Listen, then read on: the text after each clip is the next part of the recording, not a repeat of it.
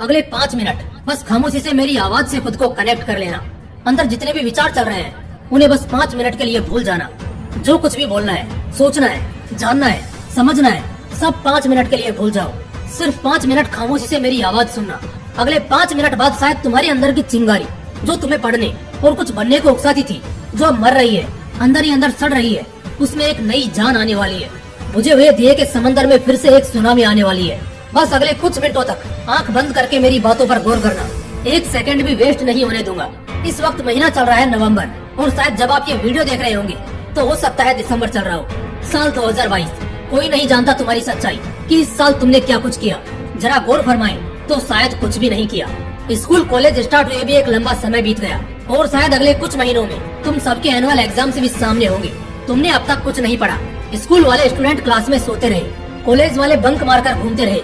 अब उन्हें एहसास हो रहा है उस डर का जो उन पर कयामत ढाने वाला है। घबराओ मत, मैं तुम्हें डराने नहीं बल्कि तुम्हारा बुझा हुआ हौसला वापस बुलंद करने आया हूँ। लेकिन मन में विश्वास और हौसला बुलंद तभी होता है जब एक इंसान सच का सामना करता है। और हाँ, सच यही है कि तुमने इस क्लास में अब तक कुछ भी खास नहीं किया। इस डिस्ट्रैक्शन के जमाने में खुद को बहुत ज्यादा डिस्ट्रैक्ट कर लिया, ना चाहते हुए भी पढ़ाई से मुंह मोड़ लिया, पढ़ाई को छोड़कर बाकी सब कुछ कर लिया। लेकिन एक मिनट, अब क्या करने वाले हो? क्या इस वीडियो के बाद तुम पढ़ाई करने बैठने वाले हो? बड़े शिद्दत से दोबारा पढ़ने की दोबारा कोशिश करने वाले हो? नहीं, मुझे पता है तुम नहीं पढ़ोगे। मोटिवेशन एक इंसान को एनर्जी दे सकता है कुछ करने की, कुछ बनने की, जो कि बिल्कुल जरूरी है, क्योंकि मोटिवेशन के बिना किसी भी काम में मन लगाना 5 मिनट के लिए भी नामुमकिन है। लेकिन ये कहना गलत होगा कि सिर्फ मोटिवेशन को सुनकर, देखकर आप पूरा सफर तय कर लोगे, क्योंकि मैं अपना काम करके चला जाऊंगा। आपके माता पिता आपको बोलकर डांटकर आखिरकार थक जाएंगे। दरवाजे पर खड़ा मौका दोबारा वापस लौट जाएगा। लेकिन आप पढ़ाई नहीं करोगे बल्कि एक खास काम करोगे। जानते हो वो खास काम क्या है? वो है कुछ नए बहाने बनाओगे, क्योंकि बहानों का मौसम शुरू हो चुका है। जानते हो मैं ये क्यों बोल रहा हूँ? क्योंकि मेरे पास सबूत है। जैसा कि मैंने बोला, शुरू हो चुका है बहानों का मौसम, जहाँ नए नए बहानों का आविष्कार होगा जो नाकामयाब लोगों की पॉपुलेशन को और बढ़ाएगा। अब जैसे कि नवंबर का महीना खत्म होने को आया है, नॉर्थ इंडिया साइड पड़ रही होगी बहुत कड़क ठंड। इसमें कौन पड़ता है भला? कोई पागल ही होगा ना, जो अगले साल अपना ड्रीम जॉब हासिल करने वाला है।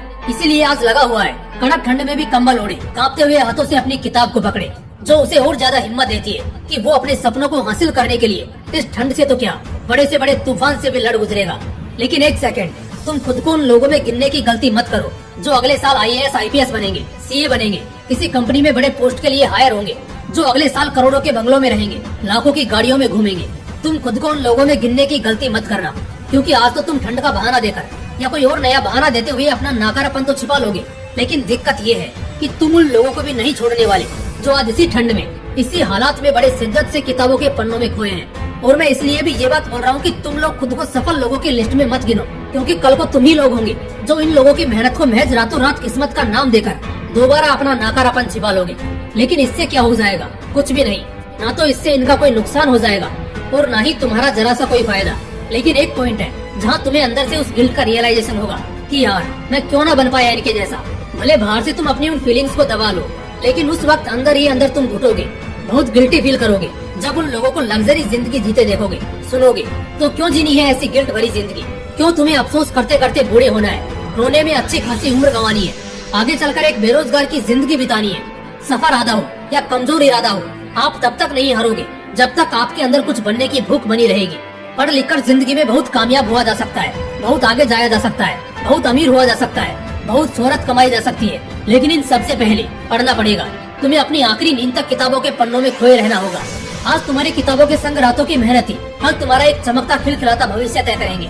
जीवन में कामयाब होने के 2 रास्ते होते हैं। पहला रास्ता, आज पढ़ लो, खूब मेहनत कर लो और आने वाले कुछ ही सालों में अपनी कामयाबी को हासिल करके इनाम के तौर पर सारी जिंदगी शौक करके बिताओ। और दूसरा कि सिर्फ पहला ही रास्ता एकमात्र ऑप्शन है, इसके अलावा दूसरा कुछ भी ऐसा नहीं है जिससे तुम्हारी सुकून की जिंदगी को जगह मिलेगी। उम्मीद करता हूँ आप अभी से अपने सपनों के लिए ताबड़तोड़ मेहनत करना शुरू करोगे। फिर मिलते हैं अगले वीडियो में। तब तक के लिए जय हिंद, वंदे मातरम।